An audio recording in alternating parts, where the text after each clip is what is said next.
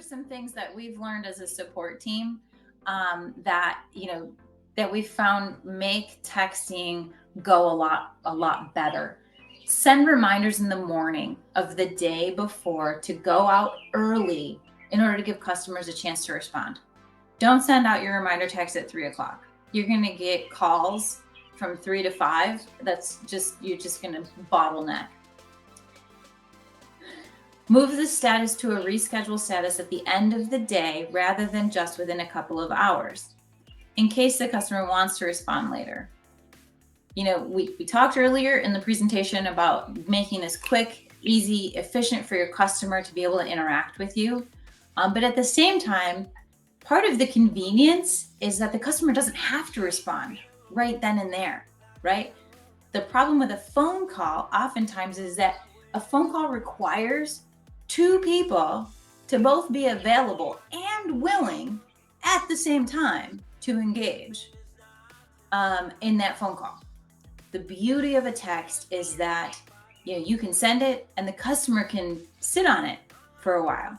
Now, we don't necessarily want our customers to sit on it for 2, 3, 4, 5 days, of course, because we need to go ahead and move that along, and we can't reserve that space for them forever. And so one of the other things that we'll oftentimes recommend doing with that is automatically moving that job and dropping that appointment off of the calendar at the end of the day or 24 hours later, oftentimes the next day, or shuffling them all into a different status, at 11 o'clock at night.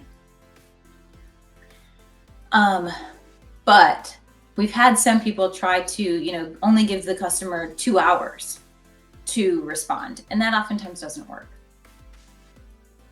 Don't allow the customer to reschedule via text less than 24 hours before the appointment. Just a best practice. It often makes some inconvenience for your office. Keep it simple, easy to update if necessary. Include easy instructions for your customer. Don't give them 5 options to respond. Keep it super simple. Yes, no, reschedule. 1, 2, maybe 3 options to respond with. Keep it short. Novels are best left for books, right? If you must add additional instructions, if you need to write more information, get more from the customer, let the customer know via text to check their email.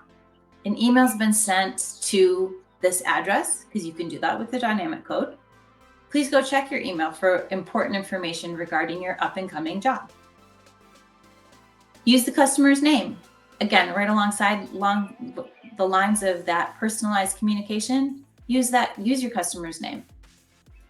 Learn how to manage it.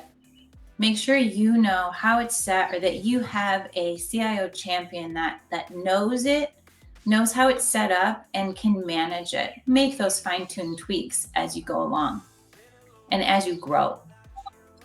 When talking about sending a survey to your clients at the end of the job, auto send, our best piece of advice for those surveys is that you auto send that survey out to all clients, not just the happy ones. It's tempting to pick and choose who you want to sort of manually hit that survey button and send that survey text out to. But take it from us, from experience, we've seen that, the most success happens when you send it to everybody.